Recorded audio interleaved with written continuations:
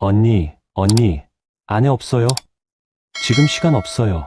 비행기 떠요. 아파트 복도에 민정이의 다급한 목소리가 울려 퍼졌어요. 초인종을 연달아 누르면서 문을 두드리고 있었죠. 이상하네. 분명히 집에 있을 텐데. 어머님이 휴대폰을 꺼내 제게 전화를 걸어보셨지만 계속 꺼져 있다는 안내만 나왔죠. 오빠한테 전화해봐라. 이 여편네가 대체 어디 간 거야? 책임감도 없이. 할인이는 엄마 품에 안겨서 영문을 모른 채 엘리베이터 쪽을 바라보고 있었어요. 오빠, 큰일 났어. 언니가 집에 없어. 초인종 아무리 눌러도 안 나와. 민정이의 목소리가 점점 날카로워졌어요. 오늘 오후 비행기를 타야 하는데 할인이를 맡길 사람이 없어진 거였거든요. 30분 뒤 다급하게 진우가 뛰어와서 집 문을 열었을 때 그들이 본 건 말끔히 정리된 빈 집이었어요. 화장대 위에는 결혼 반지와 신용카드만 덩그러니 놓여 있었죠. 그들은 몰랐어요. 이 모든 게 시작일 뿐이라는 걸 말이에요. 여러분의 구독과 좋아요는 더 많은 사연을 전해드리는 큰 힘이 됩니다. 안녕하세요. 저는 이서연이라고 합니다. 35살이고요. 지하철 청소 일을 하고 있습니다. 밤 11시부터 새벽 5시까지 지하철역을 청소하는 용역 일을 하죠. 결혼한 지 이제 3년이 되어 가는데 아이는 없어요. 시댁에서는 그래서 더 당연하게 여기는 것 같더라고요. 아이 없으니까 조카는 당연히 내가 봐야 한다고 말이에요. 오늘 들려드릴 이야기는 제가 결혼해서 처음으로 아니요라는 말을 생각해 본 날에 관한 거예요. 그것도 참 우습죠. 35살이 되어서야 거절이라는 걸 배우게 되다니 말이에요. 그날도 평소처럼 야간 근무를 마치고 새벽 5시쯤 집에 들어왔습니다. 수도권 외곽의 오래된 아파트 단지에 있는 우리 집이에요. 20년 넘은 아파트라 복도가 좀 어둡고 엘리베이터 소리도 시끄러워요. 하지만 전세금이 저렴해서 시혼 때부터 여기 살고 있죠. 진우는 아직 잠들어 있었고요. 저는 조용히 현관문을 닫고 화장실에서 씻었어요. 지하철역 청소를 하고 나면 몸에서 수독약 냄새가 많이 나거든요. 꼼꼼히 씻고 나서 거실 소파에 앉아 있었어요. 작은 거실이지만 창이 동쪽으로 나 있어서 아침 햇살이 잘 들어와요. 창밖으로 해가 뜨는 게 보이더라고요. 여름이 막 시작되려는 때였거든요. 평상시라면 바로 잠자리에 들었을 텐데 그날은 왠지 잠이 안 왔어요. 소파에 기대어 앉아서 멍하니 창밖을 보고 있었죠. 그런데 오전 9시쯤 되니까 휴대폰이 난리가 났어요. 시댁 가족 단톡방에서 메시지가 쉴 새 없이 올라오는 거예요. 띠리링, 띠리링 계속 울려대더라고요. 어머님이 먼저 메시지를 올리셨어요. 올해도 우리끼리 제주도나 다녀올까? 작년 부산도 좋았는데 이번엔 제주도 어때? 항공료도 그리 비싸지 않더라. 그 다음에 민정이가 바로 답장을 했죠. 민정이는 진우 동생이에요. 저보다 2살 어리고 5살 딸 할인이를 키우는 전엄맘이죠. 엄마, 좋아요. 할인이도 제주도 가고 싶다고 했어요. 언제부터 언제까지 갈 거예요? 진우도 잠에서 깨서 휴대폰을 보더니 엄지손가락으로 뭔가 타이핑하고 있었어요. 진우는 중소제조업체에서 사무직을 해요. 아침 9시에 출근하는데 평소에는 알람 소리에 벌떡 일어나거든요. 그런데 그날은 휴대폰 소리 때문에 일찍 깬 거죠. 그래, 엄마. 좋은 생각이다. 언제쯤 갈까? 미리 휴가 신청해 놓을게. 태호 씨도 메시지를 올렸어요. 민정이 남편이에요. 공무원이라 휴가 내기는 비교적 수월하죠. 저도 휴가 조정해서 맞춰볼게요. 며칠 정도 생각하고 계신가요? 저는 소파에 앉아서 그 대화를 지켜보고 있었습니다. 뭔가 이상했어요. 가족 여행 이야기인데 인원수가 자꾸 맞지 않는 거예요. 어머님, 진우, 민정이, 태호 씨, 그리고 5살 할인이까지. 5명이 아니라 6명이 되어야 하는데 자꾸 5명으로만 계산하시는 거예요. 어머님이 좀 더 구체적으로 말씀하셨어요. 2박 3일 정도로 생각하고 있어. 숙소는 펜션으로 잡고 렌터카도 빌려서 섬 구경 좀 하고. 민정이가 또 답장을 보냈죠. 엄마, 그럼 경비는 어떻게 할까요? 숙소비랑 렌터카비 우리끼리 나눠서 내자. 어차피 가족인데. 그러다가 어머님이 결정적인 말씀을 하셨어요. 할인이는 서연이가 봐줄 거니까 우리 어른끼리 편하게 다녀오자. 아이 없으면 훨씬 자유롭게 돌아다닐 수 있잖아. 그 순간 모든 게 명확해졌어요. 아, 나는 여행 가는 사람이 아니라 집에서 아이를 봐주는 사람이구나. 처음부터 그런 계획이었던 거죠. 저는 가족 여행 인원에 포함되지 않은 채로 오직 조카를 돌봐줄 사람으로만 계획되어 있었던 거예요. 민정이가 곧장 답장을 보냈어요. 맞아요. 언니가 할인이 봐주시면 우리는 어른끼리 편하게 갈 수 있겠네요. 할인이는 언니 잘 따르니까 걱정 없을 것 같아요. 태호 씨도 메시지를 올렸습니다. 그럼 숙소도 어른 4명으로 예약하면 되겠네요. 더블룸 2개 잡으면 될까요? 진우는 제 옆에 앉아서 휴대폰 화면을 보고 있었어요. 그런데 뭔가 어색한 표정을 짓더라고요. 분명히 이상하다는 걸 느꼈을 거예요. 하지만 아무 말도 안 했습니다. 그냥 어색하게 웃기만 하더라고요. 저는 조용히 휴대폰을 내려놓고 거실 한쪽에 있는 앨범장으로 걸어갔어요. 거기에는 지난 2년 동안의 가족 사진들이 들어 있었거든요. 두꺼운 가죽 앨범이었는데 시어머님이 명절 때마다 정성스럽게 사진을 붙여 놓으신 거예요. 재작년 강원도 여행 사진을 먼저 꺼내봤습니다. 피장 앞에서 찍은 사진이었어요. 눈이 하얗게 쌓인 배경에서 어머님, 진우, 민정이 가족이 모두 웃고 있는 사진이었죠. 두꺼운 점퍼를 입고 목도리를 두른 모습들이 정말 행복해 보였어요. 저는 그 사진 속에 없었어요. 그때도 할인이를 집에서 봐드렸거든요. 그때가 생각났어요. 이번만 부탁해, 서연아. 할인이가 아직 어려서 여행 가면 오히려 힘들어할 것 같아. 어머님이 그렇게 말씀하셨었죠. 저는 네, 어머님. 걱정 마세요라고 대답했었어요. 작년 부산 여행 사진도 마찬가지였어요.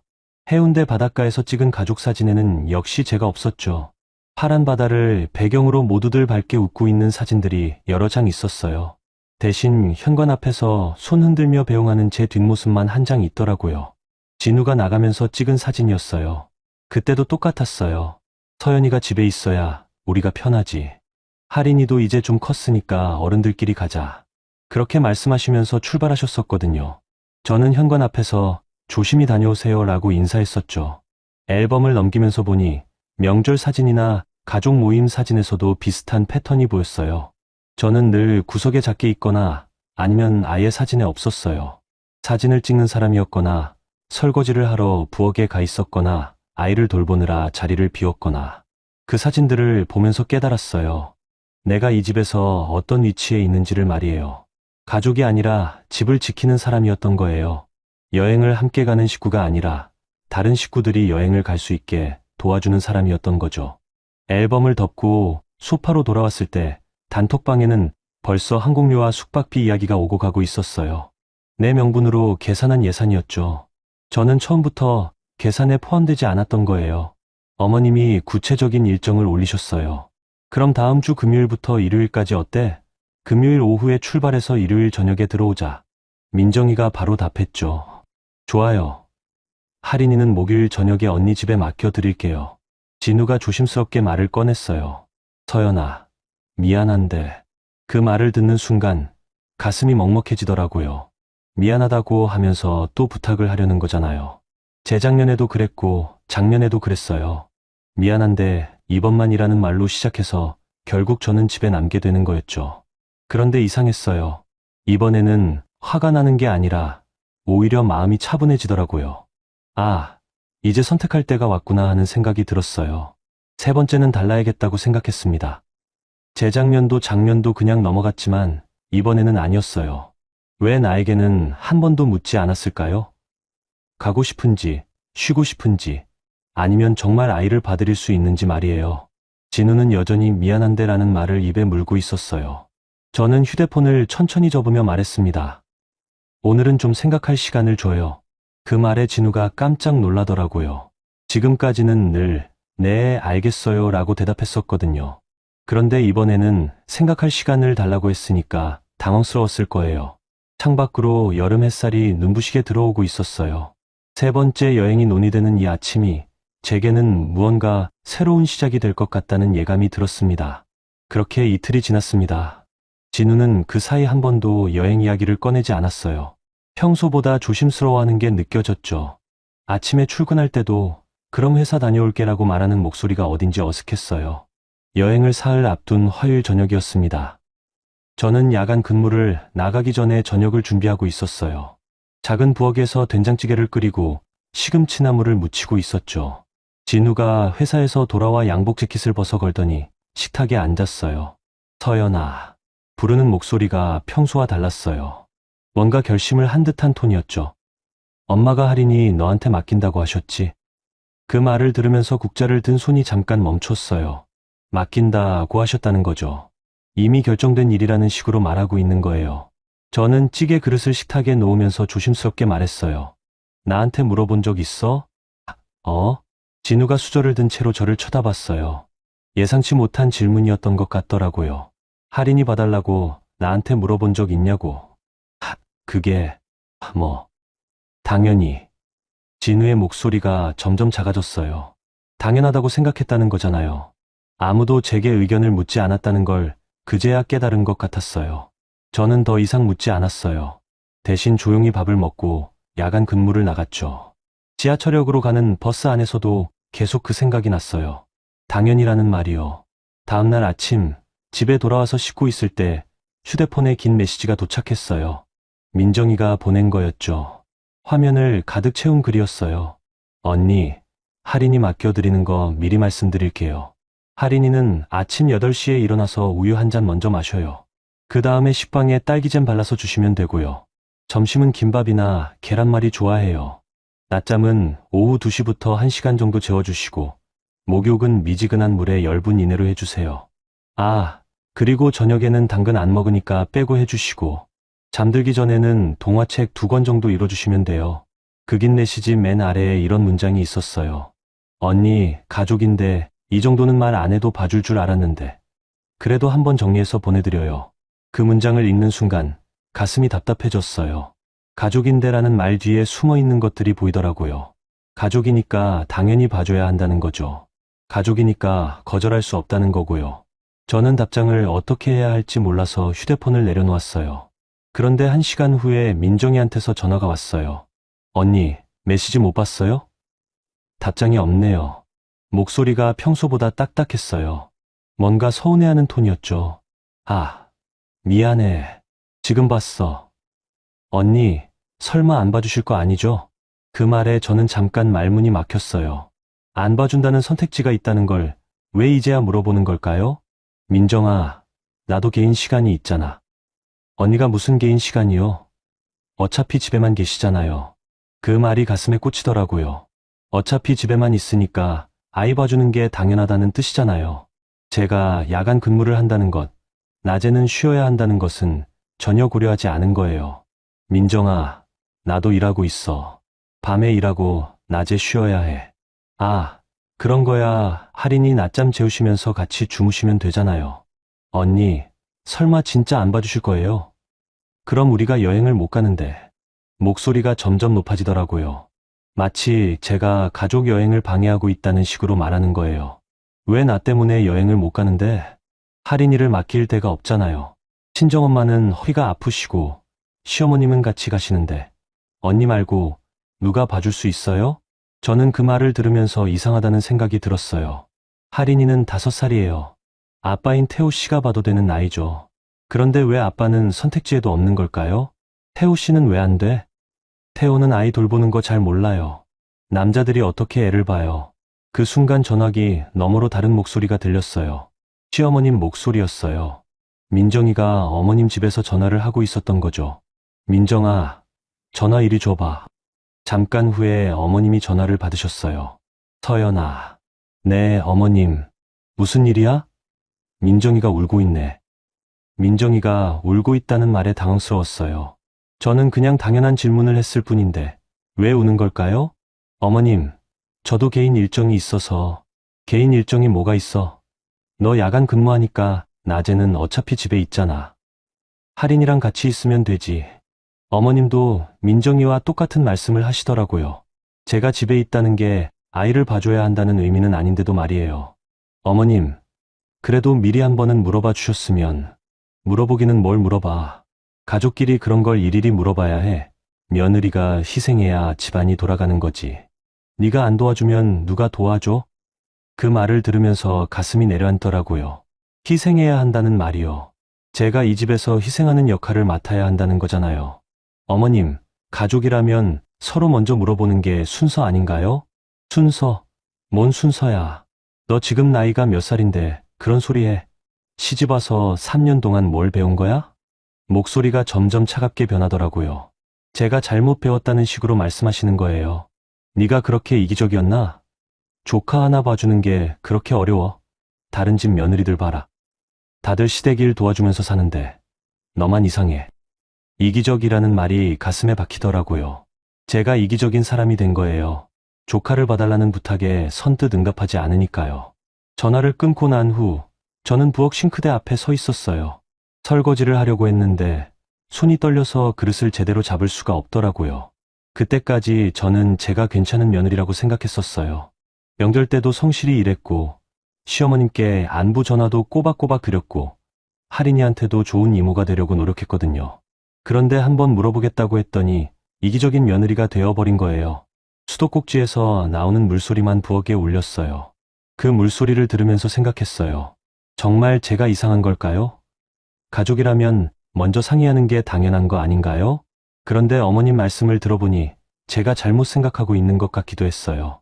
다른 집 며느리들은 다 시댁 일을 도와주면서 산다는데 저만 유독 까다롭게 구는 건 아닌가 싶었거든요. 저녁 때 진우가 들어왔을 때 저는 여전히 부엌에서 설거지를 하고 있었어요. 평소보다 훨씬 오래 걸린 설거지였죠. 서연아, 뭔 일 있어? 표정이 안 좋네. 민정이랑 어머님이 전화했어. 아, 그래? 뭐라고 하시던? 진우가 조심스럽게 물어봤어요. 아마 예상은 하고 있었을 거예요. 내가 이기적이래. 그런 소리 하셨어? 조카 하나 봐주는 것도 싫어한다고. 진우는 아무 대답을 하지 못하더라고요. 그냥 입만 벌리고 있었어요. 저는 마지막 그릇을 닦으면서 말했어요. 진우야, 나 정말 이상한 거야? 무슨 소리야. 너 이상하지 않아. 그럼 왜 아무도 내 기분은 안 물어볼까? 할인이 봐주고 싶은지, 그날 다른 계획은 없는지. 진우가 한참 동안 말을 못하더라고요. 그러다가 작은 목소리로 말했어요. 우리가 너무 당연하게 생각했나 봐. 그 말을 듣고 나니 오히려 마음이 더 복잡해졌어요. 화가 나는 게 아니라 깊은 피로감이 몰려오더라고요. 이렇게 간단한 상의 한 번이 왜 이렇게 큰 문제가 되어야 하는지 이해할 수 없었어요. 그날 밤 야간 근무를 하면서도 계속 그 생각만 했어요. 지하철 바닥을 닦으면서 승강장을 청소하면서 계속 되뇌었죠. 내가 정말 이기적인 건가? 아니면 너무 당연한 걸 요구한 건가? 새벽에 집에 돌아와서도 잠이 오지 않았어요. 거실 소파에 앉아서 창밖을 보고 있었는데 이상한 예감이 들더라고요. 이 일이 여기서 끝나지 않을 것 같다는 느낌이었어요. 그 다음날 밤도 잠이 오지 않았어요. 야간 근무에서 돌아와 씻고 났는데 자꾸 어머님과 민정이가 하신 말들이 머릿속을 맴돌더라고요. 이기적이라는 말, 며느리가 희생해야 한다는 말, 다른 집 며느리들은 다 도와준다는 말들이요. 진우는 벌써 깊이 잠들어 있었어요. 코 고는 소리가 작은 방 안에 울리고 있었죠. 저는 이불을 살짝 걷고 거실로 나왔어요. 밤 2시쯤 되었을 거예요. 거실 한쪽 구석에 있는 작은 스탠드만 켜고 앉았습니다. 문득 시댁 앨범이 보였어요. 거실장 아래쪽에 있는 두꺼운 가죽 앨범이었죠. 평상시에는 잘 들춰보지 않았는데 그날 밤에는 왠지 보고 싶어졌어요. 제가 이 집에서 어떤 모습으로 살고 있었는지 확인하고 싶었거든요. 앨범을 무릎 위에 올려놓고 천천히 넘겨봤어요. 첫 장부터 차근차근 봤죠. 진우와 제가 결혼한 지 3년이니까 3년치 사진이 들어있었어요. 결혼식 사진에서는 제가 중앙에 있었어요. 당연하죠. 신부니까요. 하얀 드레스를 입고 웃고 있는 제 모습이 있었고 양가 부모님들도 모두 행복해 보이셨어요. 그때는 정말 새로운 가족이 된다는 기분이었거든요. 그런데 페이지를 넘길수록 뭔가 이상해지더라고요. 신혼여행 사진 다음부터는 제 위치가 조금씩 바뀌기 시작했어요. 중심에서 점점 가장자리로 밀려나는 느낌이었죠. 첫 번째 명절 사진을 봤어요. 결혼하고 첫 추석이었는데 큰 식탁 앞에서 찍은 사진이었어요. 어머님이 중앙에 앉아 계시고 진우와 민정이가 양옆에 앉아 있었죠. 태호 씨와 할인이도 함께 있었고요. 저는 맨 끝자리에 작게 앉아 있었어요. 그때는 새 며느리라서 그런 자리에 앉는 게 예의인 줄 알았거든요. 그 다음 해 설날 사진도 비슷했어요. 가족들이 차례상 앞에서 찍은 사진인데 저는 또 구석에 있었어요. 그런데 자세히 보니까 제가 사진을 찍으러 가기 전까지는 모두들 자연스럽게 중앙에 모여 있었더라고요. 제가 저도 같이 찍어 주세요라고 말해서야 급히 자리를 만들어 준 거였어요. 할인이 첫돌 사진도 있었어요. 작은 상을 차려놓고 돌잡이를 하는 장면이었는데 여기서도 저는 뒤쪽에 서 있었어요. 할인이를 안고 있는 민정이, 옆에서 웃고 있는 태우 씨, 할머니인 어머님이 중심이었죠. 저는 마치 도우미처럼 뒤에서 상차림을 정리하고 있는 모습이었어요. 그러다가 재작년 강원도 여행 사진을 봤어요. 이 사진에는 제가 아예 없었어요. 기장 앞에서 찍은 가족 사진, 펜션에서 찍은 저녁 식사 사진, 눈사람 만든 사진들, 모든 사진에 저는 없었죠. 대신 다른 장에 혼자 찍힌 사진이 하나 있었어요. 현관 앞에서 손을 흔들며 배웅하는 제 모습이었어요. 조심히 다녀오세요 라고 말하던 그 순간이었죠. 웃고는 있었지만 지금 보니까 어딘지 어색한 미소였어요. 그때 어머님이 뭐라고 하셨는지 기억났어요. 서연아, 할인이가 아직 어려서 여행 가면 힘들어할 것 같아. 이번엔 네가 봐줘라. 우리 어른끼리 다녀올게. 저는 그때 네 어머님, 걱정 마세요라고 대답했었어요. 할인이와 집에서 조용히 지내는 것도 나쁘지 않다고 생각했거든요. 아이랑 단둘이 있으면서 장난감도 사주고 맛있는 것도 해줄 수 있을 거라고 생각했어요. 하지만 막상 가족들이 떠나고 나니까 뭔가 허전했었어요. 할인이는 중간중간 할머니는 언제 와요? 엄마는 언제 와요? 라고 물어봤고 저는 곧 와라고 대답하면서도 마음 한구석이 쓸쓸했었거든요. 작년 부산 여행 사진도 마찬가지였어요. 해운대 바다를 배경으로 찍은 사진들, 맛집에서 찍은 식사 사진들, 관광지를 돌아다니며 찍은 사진들. 저는 어디에도 없었어요. 이번에도 현관 배웅 사진만 하나 있었죠. 작년과 똑같은 자리에서 똑같은 포즈로 손을 흔들고 있는 제 모습이었어요. 그때는 어머님이 이렇게 말씀하셨었어요. 서연이가 집에 있어야 우리가 마음 놓고 놀 수 있지. 짐도 가벼워지고 아이 신경 쓸 필요도 없고. 저는 또 네, 그러세요라고 답했었죠. 사진을 계속 넘기면서 패턴이 보였어요. 명절 사진에서는 구석자리, 가족 모임에서는 뒤쪽 자리, 그리고 여행 사진에서는 아예 빠진 자리. 3년 동안 제 자리는 조금씩 뒤로, 가장자리로, 결국 사진 밖으로 밀려났던 거예요. 그런데 그게 갑자기 생긴 일은 아니었어요. 조금씩 자연스럽게 제가 눈치채지 못하는 사이에 일어난 일이었거든요. 처음에는 새 며느리라서 조심스러워해야 한다고 생각했고, 나중에는 그게 당연한 자리라고 여기게 되었고, 결국에는 아예 그 자리에 있지도 않게 된 거죠. 앨범을 덮고 거실 탁자 위에 올려놓았어요. 가슴이 답답했어요. 제가 이 집에서 어떤 존재인지 명확하게 보였거든요. 가족이 아니라 집을 지키는 사람이었어요. 여행을 함께 가는 식구가 아니라 다른 식구들이 여행을 갈 수 있게 뒷받침해주는 사람이었던 거죠. 그때 휴대폰이 울렸어요. 새벽 시간인데 누가 전화를 할까 싶어서 화면을 보니까 친정엄마였어요. 깜짝 놀랐죠. 이 시간에 엄마가 전화하실 리 없는데 싶어서요. 급히 전화를 받았어요. 엄마, 왜 이렇게 늦게 전화해? 서연아, 너 잠 안 자고 있지? 엄마는 제가 잠 못 자고 있는 걸 어떻게 아신 걸까요? 엄마들은 그런 신기한 능력이 있는 것 같아요. 어떻게 알았어? 엄마가 널 언제부터 봤는데. 목소리 들으면 안다. 무슨 일 있어? 저는 잠깐 망설였어요. 엄마에게 이 이야기를 해도 될까 싶었거든요. 시댁 이야기를 친정에서 하는 게 좋은 일은 아니잖아요. 그냥 좀 복잡한 일이 있어. 시댁에서 또 뭐라고 했어? 역시 엄마였어요. 제 목소리만 들어도 무슨 일인지 짐작하시더라고요. 저는 조심스럽게 상황을 설명했어요. 가족 여행 이야기부터 할인이 돌봄 부탁까지, 그리고 어머님과 민정이가 하신 말들까지 다 얘기했어요. 엄마는 한동안 말씀을 안 하시더라고요. 전화기 너머로 한숨 소리만 들렸어요. 서연아. 응. 네가 그렇게까지 해야 할 이유는 없다. 그 말을 듣는 순간 눈물이 나려고 했어요. 누군가 제 편을 들어주는 말을 들으니까 그동안 혼자 참았던 게 한꺼번에 올라오더라고요. 엄마, 내가 이기적인 거 맞아? 무슨 소리야. 누가 그런 소리 했어? 어머님이랑 민정이가 다른 집 며느리들은 다 도와준다고, 나만 까다롭게 논다고. 그런 소리 듣지 마라. 네가 며느리라고 해서 무조건 희생해야 하는 건 아니야. 엄마 목소리가 단호해졌어요. 서연아, 힘들면 우리 집으로 와라. 네가 자란 방도 그대로 있고 언제든 올 수 있어. 그 말을 듣고 나니까 마음 한구석이 따뜻해지더라고요. 아, 나에게도 돌아갈 곳이 있구나 하는 생각이 들었어요. 엄마, 나 좀 더 생각해 볼게. 그래, 천천히 생각해라. 내 인생이니까 네가 정해야지. 전화를 끊고 나니까 마음이 조금 가라앉았어요. 그동안 이 집에서의 제자리만 생각했는데 다른 선택도 가능하다는 걸 깨달았거든요. 거실 창문으로 새벽 기운이 들어오고 있었어요. 곧 해가 뜰 시간이었죠. 앨범을 다시 보면서 생각했어요. 세 번째 여행에서는 뭔가 달라져야겠다고. 사진 밖으로 밀려난 사람으로 남을 수는 없겠다고요. 그 다음날도 잠이 오지 않았어요. 야간 근무를 마치고 새벽 5시에 집에 들어왔는데 아무리 누워도 눈이 말똥말똥했어요. 어머님과 민정이가 하신 말들이 자꾸 맴돌더라고요. 이기적이라는 말, 며느리가 희생해야 한다는 말이요. 결국 거실로 나와서 소파에 앉았어요. 창밖으로 새벽 기운이 스며들고 있었죠. 여름이라 해가 일찍 뜨거든요. 5시 반쯤 되니까 벌써 환해지기 시작했어요. 가만히 앉아서 우리 집을 둘러봤어요. 작은 것이지만 제가 나름대로 정성 들여 꾸민 공간이었어요.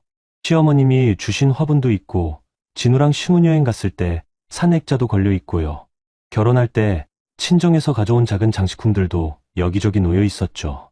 하지만 그 순간 이상한 생각이 들었어요. 이 집에서 제가 정말 주인인가 싶더라고요. 제 물건들은 있지만 제 목소리는 없는 것 같았거든요. 가족 회의에서도 제 의견은 묻지 않고 여행 계획에도 제 이름은 없었어요. 시계를 보니 6시가 넘어가고 있었어요. 진우가 일어나는 시간이 얼마 남지 않았죠. 저는 부엌으로 가서 아침을 준비했어요. 된장찌개를 끓이고 계란말이를 만들었어요. 평소보다 정성스럽게 했죠. 마지막이 될 수도 있겠다는 생각이 들어서요. 7시에 진우가 일어났어요. 평소처럼 화장실에서 세수하고 양복을 입더니 식탁에 앉았죠. 고생했어. 밤새 일하느라. 응. 저는 짧게 대답하고 밥그릇을 가져다 놓았어요. 진우는 찌개 한 숟가락 뜨면서 말했어요. 오늘이 여행 전날이네. 그렇네. 내일 할인이 데려오는 시간만 잘 맞춰줘. 민정이가 아침 일찍 데려올 거야. 그 말을 들으면서 가슴이 덜컥 내려앉았어요. 여전히 제가 할인이를 봐줄 거라고 생각하고 있는 거였어요. 그동안의 대화들, 제가 생각해 보겠다고 했던 말, 그 모든 게 아무 의미 없다는 식으로 말하고 있는 거죠. 응. 저는 또 짧게 대답했어요. 그런데 그 이 평소와는 달랐어요. 승낙이 아니라 마지막 인사 같은 느낌이었거든요. 진우는 그걸 알아채지 못했어요. 그럼 출근할게. 회사에서 마지막 정리하고 내일 출발이야. 조심히 가. 진우가 현관문을 닫고 나가는 소리가 들렸어요. 그 소리를 들으면서 저는 한참 동안 식탁에 앉아 있었어요. 텅 빈 집 안에는 저 혼자만 남았죠. 그때 문득 깨달았어요. 아, 이제 정말 선택해야 할 때가 왔구나. 계속 여기 앉아서 모든 걸 당연하게 받아들일 것인지 아니면 뭔가 다른 길을 택할 것인지 말이에요. 저는 천천히 일어나서 설거지를 시작했어요. 평소보다 훨씬 꼼꼼하게 했죠. 그릇 하나하나 정성스럽게 닦고 가스레인지도 깨끗하게 닦았어요. 싱크대 구석구석까지 닦고 바닥도 깔끔하게 닦았어요. 그 다음에는 거실을 정리했어요. 소파 위에 흩어져 있던 쿠션들을 가지런히 놓고 탁자 위를 깨끗하게 닦았어요. 화분에 물도 주고 바닥에 청소기도 돌렸죠. 욕실도 마찬가지였어요. 거울을 닦고 세면대를 깨끗하게 정리했어요. 수건들도 가지런히 개어서 정리했고요. 마치 누군가 중요한 손님이 오기라도 하는 것처럼 꼼꼼하게 청소했어요. 마지막으로 방을 정리했어요. 이불을 개고 옷장을 정리하면서 문득 옷 몇 벌을 꺼냈어요. 간단한 옷 2벌과 속옷, 그리고 세면도구를 작은 가방에 넣었죠. 별거 아닌 것 같았는데 가방에 옷을 넣는 손이 떨리더라고요. 가방을 다 싸고 나서 옷장 서랍을 열어봤어요. 거기에는 결혼반지와 시어머님이 주신 금목걸이, 그리고 비상용으로 쓰라고 하신 신용카드가 들어있었어요. 저는 반지와 신용카드를 꺼내서 화장대 위에 가지런히 놓았어요. 그 물건들을 내려놓으면서 이상한 기분이 들었어요. 가벼워지는 기분이었거든요. 무거운 짐을 벗어놓은 것 같은 느낌이었어요. 시계를 보니 오전 10시였어요. 집 안정리를 하는데 2시간이 걸린 거죠. 정말 깨끗해졌어요. 제가 이 집에 살았던 흔적은 거의 없었어요. 다만 화장대 위에 반지와 신용카드만이 제가 여기 있었다는 걸 보여주고 있었죠. 저는 가방을 들고 현관으로 갔어요. 신발을 신고 문고리에 손을 얹었는데 잠깐 멈춰섰어요. 정말 나가도 될까 싶었거든요. 하지만 다시 생각해봐도 답은 같았어요. 더 이상 여기서 투명인간처럼 살 수는 없었어요. 제 목소리가 들리지 않는 곳에서, 제 이름이 불리지 않는 곳에서, 제가 필요할 때만 기억되는 곳에서 계속 살 수는 없었거든요. 현관문을 열고 나왔어요. 복도는 조용했어요. 이웃집에서도 별다른 소리가 들리지 않았죠. 엘리베이터를 타고 1층으로 내려갔어요. 아파트 단지를 나와서 버스 정류장으로 갔어요. 오전 10시 반이라 사람들이 많지 않았어요. 정류장 의자에 앉아서 대구행 버스 시간표를 확인했어요. 11시 20분에 고속버스가 있더라고요. 휴대폰을 꺼내서 엄마에게 문자를 보냈어요. 엄마, 오늘 내려갈게요. 문자를 보내고 나니까 마음이 한결 가벼워졌어요. 돌아갈 곳이 있다는 게 이렇게 든든한 줄 몰랐거든요. 버스를 기다리는 동안 지난 3년을 생각해 봤어요. 결혼하고 처음에는 정말 행복했었어요. 새로운 가족이 생긴다고 생각했고, 시어머님도 민정이도 좋은 분들이라고 여겼었거든요. 하지만 언제부터인가 제 자리가 점점 작아지고 있었던 거예요. 처음에는 새 며느리라서 조심해야 한다고 생각했고, 나중에는 그게 당연한 일이라고 생각했어요. 그런데 이번 여행 이야기를 들으면서 깨달았어요. 이게 당연한 게 아니라는 거요. 11시 20분, 대구행 버스가 들어왔어요. 저는 가방을 들고 버스에 올랐어요. 표를 끊고 뒤쪽 자리에 앉았어요. 창가 자리였죠. 버스가 출발하면서 아파트 단지가 멀어져 갔어요. 3년 동안 살았던 집이, 제가 머물렀던 공간이 점점 작아져 갔어요. 그런데 슬프지 않았어요. 오히려 후련한 기분이었거든요. 휴대폰이 울렸어요. 진우한테서 문자가 온 거였어요. 점심은 밖에서 먹을게. 저녁에 봐. 저는 답장을 보내지 않았어요. 저녁에는 제가 그 집에 없을 테니까요. 버스는 고속도로에 접어들었어요. 창밖으로 초여름 풍경이 스쳐 지나갔어요. 푸른 논과 산들이 보이더라고요. 그 풍경을 보면서 생각했어요.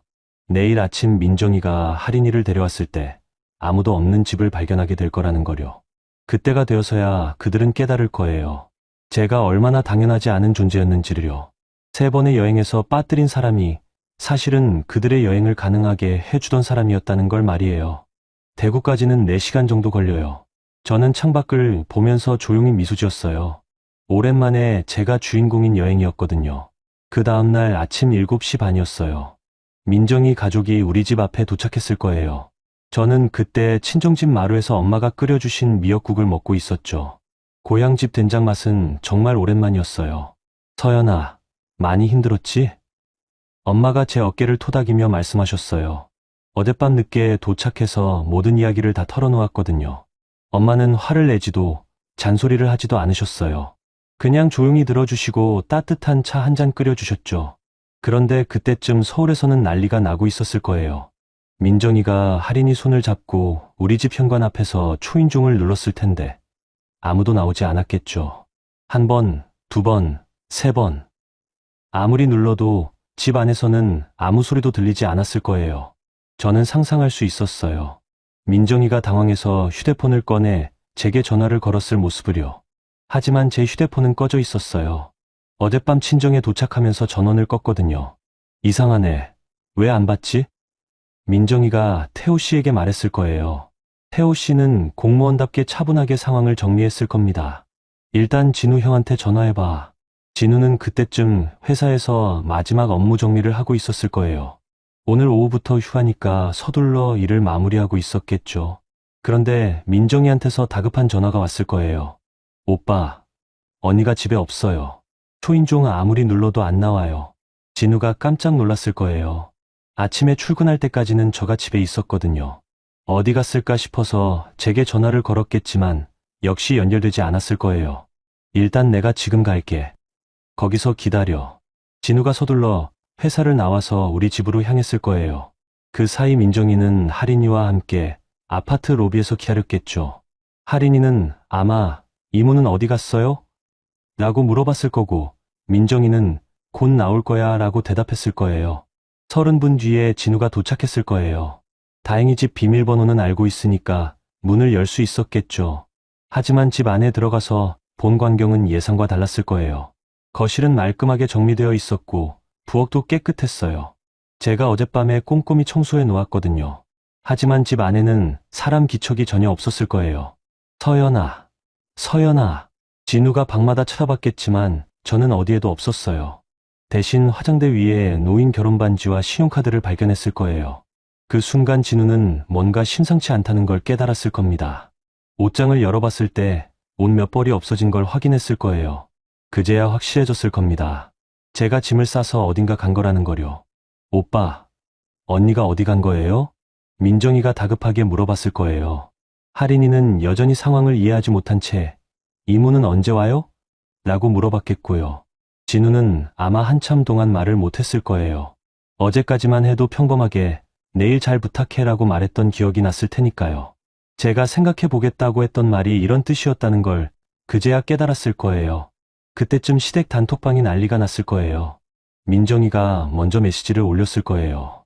언니가 집을 비운 것 같아요. 짐도 싸서 간 것 같고요. 어머님이 바로 답장을 보내셨을 거예요. 뭔 소리야? 서연이가 어디 갔다고?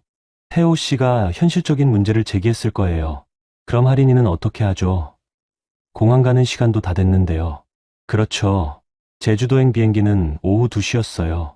공항까지 가려면 최소한 11시에는 집을 나서야 했거든요. 하지만 하린이를 맡길 사람이 없으니까 갈 수가 없었던 거예요. 진우가 단톡방에 올렸을 거예요. 서연이한테 연락이 안 돼요. 휴대폰도 꺼져 있고요. 어머님이 화가 나셨을 거예요. 이게 뭔 일이야? 며느리가 책임감도 없이 어디로 간 거야? 하지만 그 순간 모든 게 명확해졌을 거예요. 제가 한 번도 네, 봐드릴게요 라고 대답한 적이 없다는 거요. 모두들 당연히 제가 봐줄 거라고 생각했지만 정작 저에게는 한 번도 제대로 물어보지 않았다는 거요. 시간은 계속 흘러갔어요. 11시, 12시. 공항 출발 시간이 다가올수록 상황은 더 절망적이 되었을 거예요. 태호 씨가 현실적인 계산을 했을 거예요. 항공료는 당일 취소라 환불이 안 될 것 같은데요. 렌터카 예약도 마찬가지였을 거예요. 제주도에서 쓸 렌터카, 숙박비, 모든 게 이미 결제된 상태였거든요. 내 명분으로 계획했던 모든 것들이요. 어머님이 다시 화를 내셨을 거예요. 서연이 때문에 여행이 다 망가졌네. 하지만 그때 태호 씨가 처음으로 단톡방에 제대로 된 의견을 올렸을 거예요. 어머님, 그런데 형수님이 언제 한 번이라도 봐주겠다고 확답한 적 있나요? 그 메시지가 올라오고 나서 단톡방이 잠깐 조용해졌을 거예요. 모두들 지난 대화를 다시 확인해 봤을 텐데 제가 명확히 승낙한 메시지는 어디에도 없었을 거거든요. 진우도 조심스럽게 거들었을 거예요.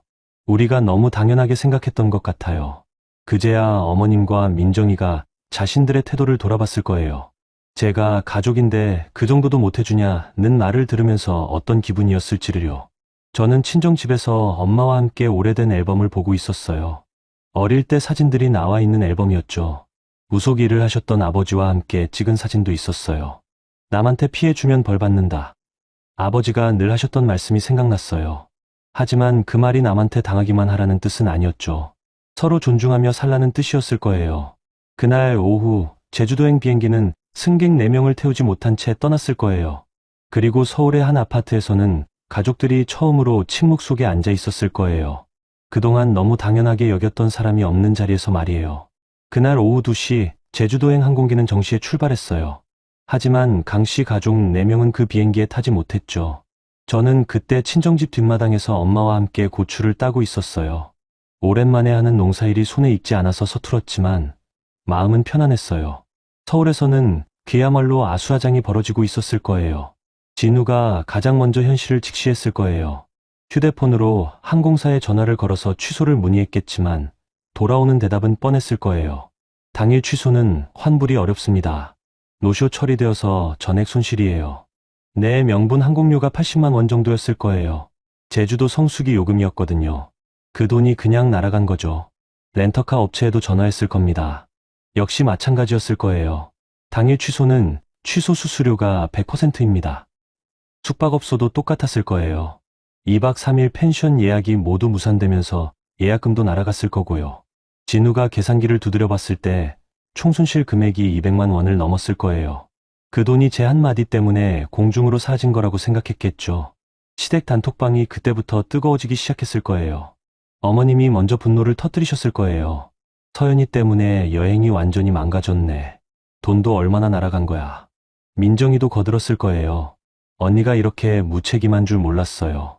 아무 말도 없이 집을 나가다니. 하지만 그때 태호 씨가 예상치 못한 반응을 보였을 거예요. 평소에는 시댁 눈치를 보며 조용히 있던 태호 씨가 처음으로 목소리를 낸 거죠. 그런데 어머님, 형수님이 언제 한 번이라도 보겠다고 확답한 적 있나요? 그 메시지가 단톡방에 올라오고 나서 잠깐 정적이 흘렀을 거예요. 모두들 그동안의 대화를 다시 생각해 봤을 테니까요. 어머님이 당황스러워 하셨을 거예요. 그야 당연히 봐줄 거라고 생각했지. 가족인데 태호 씨가 다시 메시지를 올렸을 거예요. 가족이라면 더욱 먼저 물어봐야 하는 거 아닌가요? 형수님도 개인 일정이 있으실 텐데. 진우도 조심스럽게 거들었을 거예요. 그동안 엄마와 동생 사이에서 눈치만 보던 진우가 처음으로 제 편을 든 거죠. 엄마, 우리가 서연이한테 먼저 물어봤어야 했어. 너무 당연하게 생각했던 것 같아. 민정이가 발끈했을 거예요. 오빠도 이상하네요. 언니가 잘못한 건데 왜 우리를 탓해요? 하지만 태호 씨가 이번에는 아예 팩트를 들이댔을 거예요. 민정아, 네가 할인이 아빠인 나에게는 육아를 맡기지 않으면서 왜 형수님에게만 당연하게 요구하는 거야? 그 말에 민정이가 할 말이 없어졌을 거예요. 정말 그랬거든요. 태호 씨에게는 남자가 어떻게 애를 봐라고 하면서 저에게는 가족인데 당연히 봐야지라고 했으니까요. 어머님이 어쩔 줄 모르셨을 거예요. 그동안 며느리에게만 희생을 강요했던 자신의 태도가 명확하게 드러난 거거든요. 그래도 서연이가 말도 없이 나가는 건 잘못된 거 아니야? 진우가 이번에는 확실하게 말했을 거예요. 엄마, 서연이가 생각해보겠다고 했을 때 우리가 제대로 들어줬어야 했어. 그렇죠. 저는 분명히 생각할 시간을 달라고 했었어요. 하지만 아무도 그 말을 진지하게 받아들이지 않았죠. 당연히 제가 승낙할 거라고 생각했으니까요. 단톡방이 한동안 조용해졌을 거예요. 각자 자신의 행동을 돌아보는 시간이었겠죠. 그런데 더 큰 문제가 터졌을 거예요. 이 일이 친척들 사이에 퍼지기 시작한 거죠. 시댁 친척 단톡방에 누군가 이런 메시지를 올렸을 거예요. 큰집 며느리가 조카 맡기기 싫다고 집을 나갔다며? 소문은 눈덩이처럼 커져갔을 거예요. 그런데 반응이 예상과 달랐을 거예요. 어떤 사촌이 이렇게 답했을 거거든요. 그럼 그럴 만했겠지. 서연이가 원래 말 없이 참는 성격인데 그런 애가 집을 나갈 정도면 얼마나 속상했겠어. 다른 친척도 거들었을 거예요. 맨날 조카 봐달라고 하면서 정작 가족여행에는 빼놓고 가면 누가 좋아하겠어. 연세 많은 고모가 직설적으로 말씀하셨을 거예요. 복자야, 며느리를 너무 당연하게 생각하면 안 돼. 요즘 며느리들은 예전과 달라. 그 메시지들을 보면서 어머님이 충격을 받으셨을 거예요. 친척들조차 제 편을 들고 있다는 걸 알았으니까요. 심지어 시아버지의 형님 댁 며느리까지 가세했을 거예요. 저도 비슷한 경험 있어요. 시댁에서 당연하게 생각할 때는 정말 서러워요. 친척 단톡방이 완전히 제 편으로 기울어지기 시작한 거죠. 어머님과 민정이가 예상했던 것과는 정반대 상황이었을 거예요. 오후 4시쯤 어머님이 처음으로 제게 직접 전화를 거셨을 거예요. 하지만 제 휴대폰은 여전히 꺼져 있었죠. 연결되지 않는 통화음만 계속 들렸을 거예요. 진우도 몇 번이나 전화를 걸었겠지만 마찬가지였을 거고요.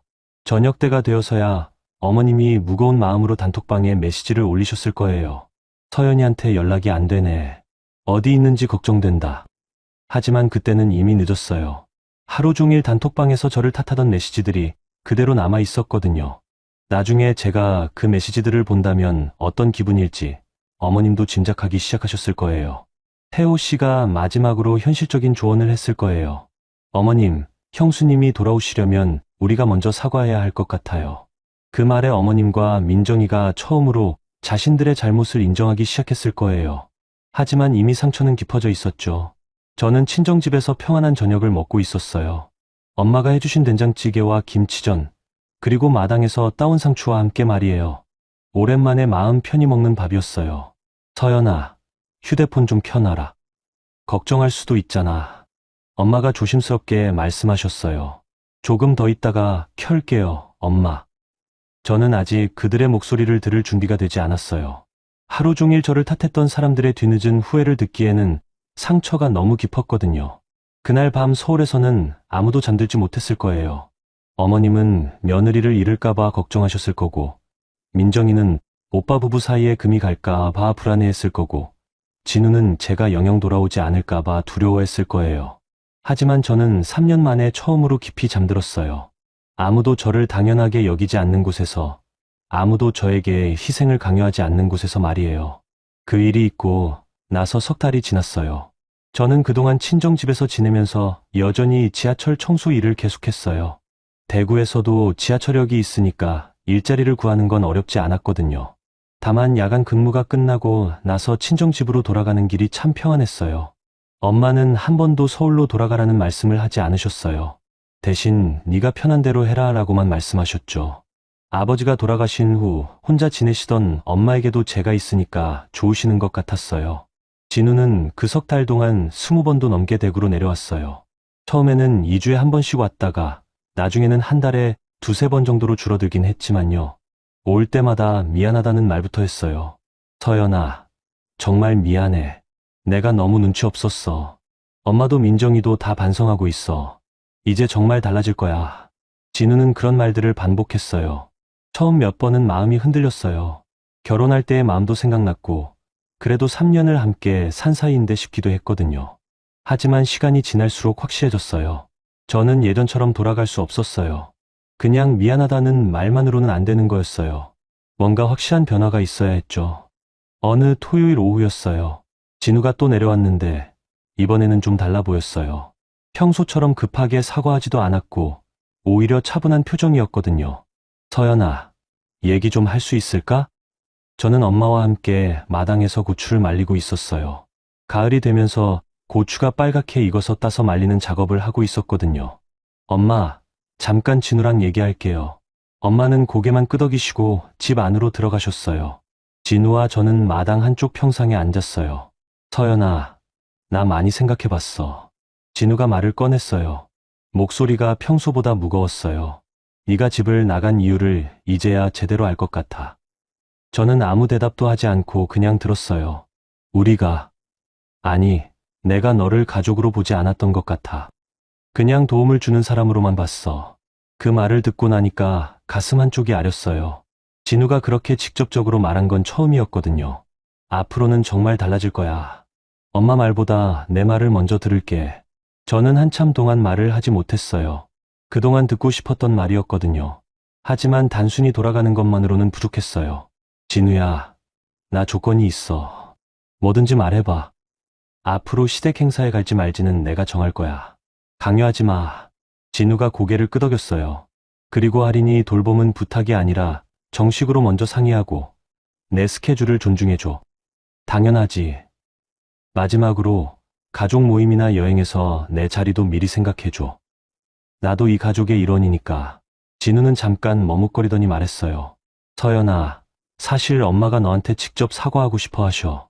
그 말을 듣고 좀 놀랐어요. 어머님이 며느리에게 사과한다는 건 상상하기 어려웠거든요. 어머님이요? 응. 그날 일 때문에 많이 반성하고 계셔. 저는 고민했어요. 어머님의 사과를 받아들일 준비가 되어 있는지 확신이 서지 않았거든요. 조금 더 생각해 볼게. 그 다음 주에 어머님이 직접 전화를 하셨어요. 석 달 만에 처음 들어보는 어머님 목소리였어요. 서연아, 네, 어머님. 그날은 내가 너무 당연하게 생각했다. 어머님 목소리가 평소보다 조용했어요. 사과하는 게 쉽지 않으셨을 거예요. 며느리라고 해서 무조건 희생해야 하는 건 아닌데. 내가 너무 몰랐어. 저는 전화기를 꽉 잡고 있었어요. 어머님의 사과를 듣고 있으니까 그동안 참았던 게 한꺼번에 올라오더라고요. 어머님. 응.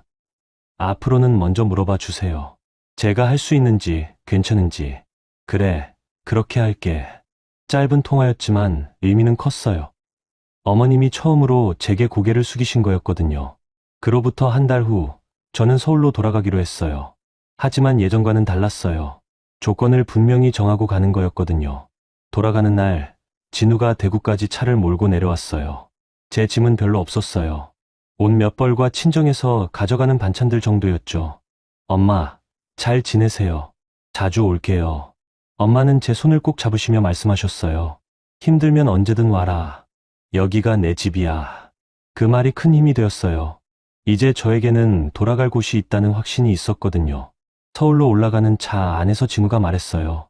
서연아, 이제 우리 둘 여행부터 먼저 가자. 그 말 속에는 과거에 대한 반성이 들어 있었어요. 시댁 가족 여행이 아니라 우리 부부만의 여행을 먼저 생각하겠다는 뜻이었죠. 그래, 좋아. 집에 도착했을 때는 저녁 시간이었어요. 어머님이 저녁을 준비해서 기다리고 계셨어요.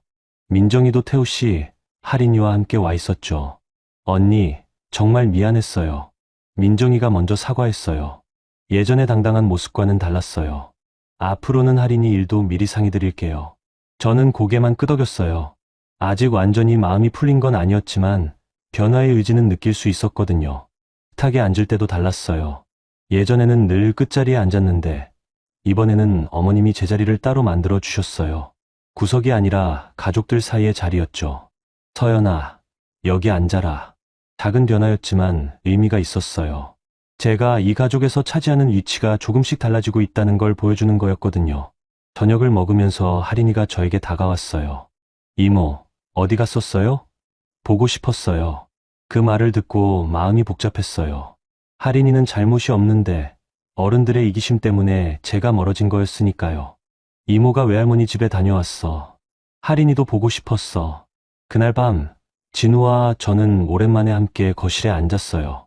석 달 만에 처음으로 둘만의 시간이었죠. 서연아, 정말 고마워. 뭐가? 다시 돌아와줘서.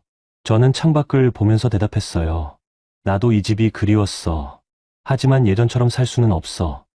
알아. 이제 정말 달라질 거야.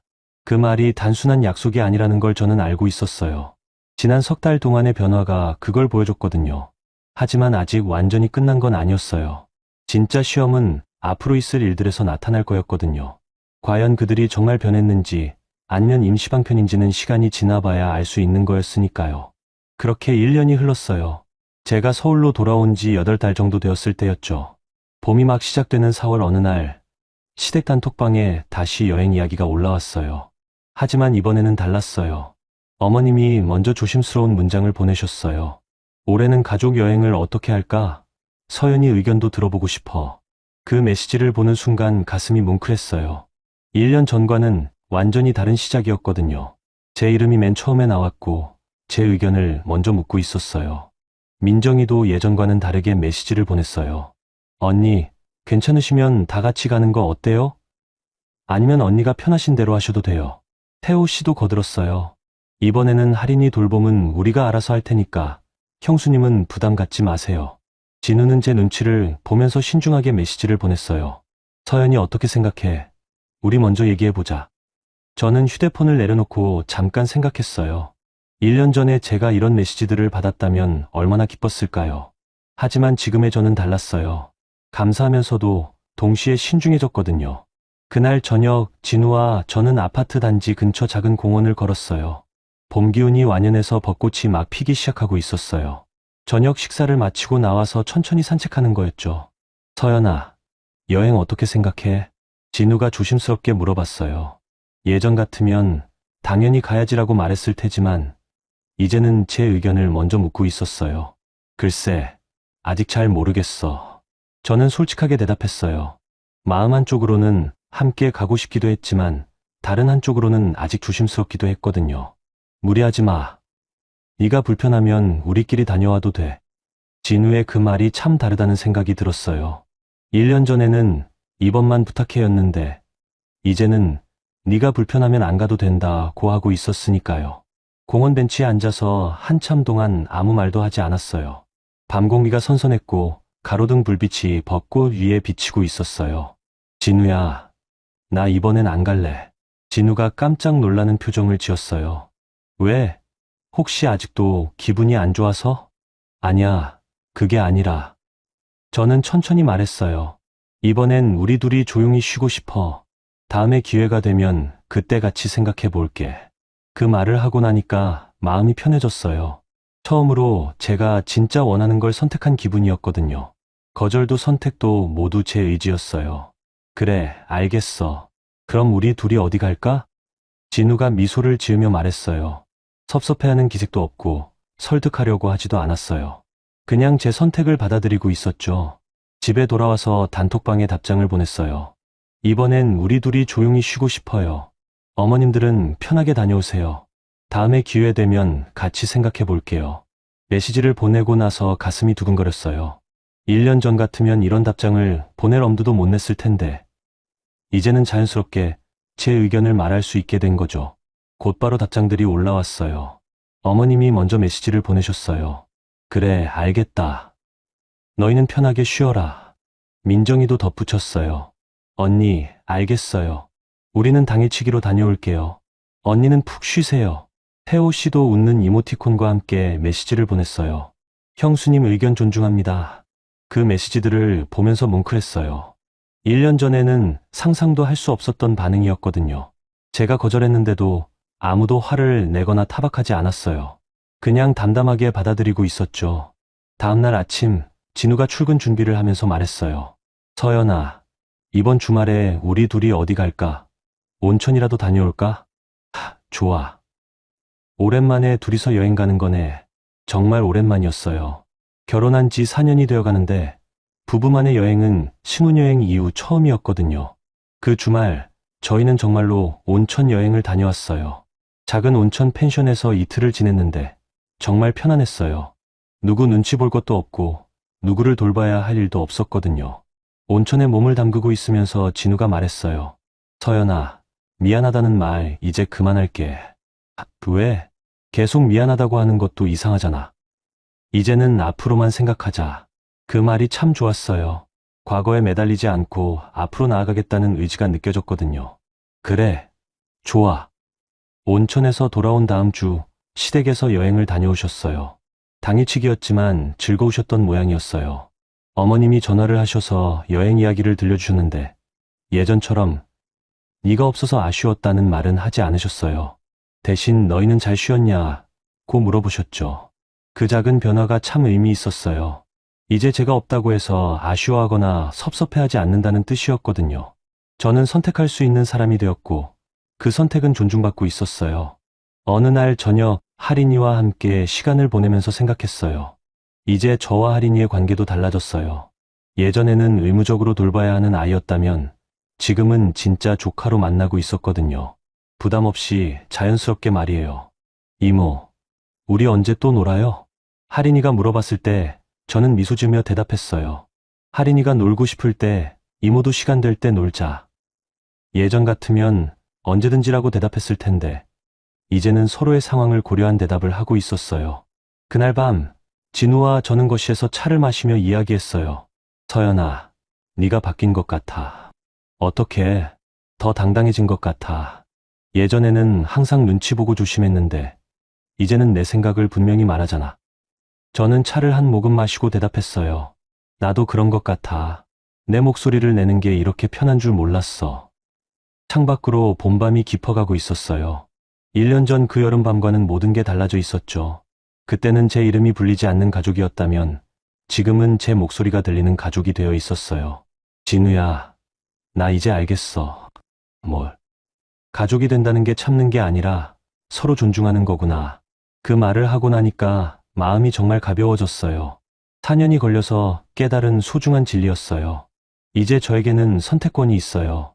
가거나 안 가거나, 하거나 안 하거나 모든 게 제 의지대로 결정할 수 있어요. 그리고 그 선택은 존중받고 있어요. 3번째 여행에서 빠졌던 그 사람이 이제는 4번째 여행을 스스로 선택하는 사람이 되었어요. 그게 바로 진짜 가족이 되는 길이었나 봅니다. 가족이라는 이름으로 누군가를 당연하게 여기고 계시지는 않으신가요? 진정한 가족은 서로를 존중하고 각자의 목소리에 귀 기울일 때 만들어집니다. 오늘 서연이의 이야기처럼 때로는 용기 있는 선택이 모든 걸 바꿀 수 있어요. 당신도 충분히 소중한 사람이니까 당신의 마음도 충분히 중요하니까요. 혹시 비슷한 상황에 계신 분들이 있다면 당신에게도 선택할 권리가 있다는 걸 잊지 마세요. 오늘 영상이 작은 위로가 되셨다면 지금 구독 눌러보세요. 매일매일 더 재미있고 감동적인 이야기가 찾아옵니다. 댓글로 여러분의 이야기도 들려주시고 오늘도 행복한 하루 되세요. 행복한 하루 되세요. 행복한 하루 되세요. 행복한 하루 되세요. 행복한 하루 되세요.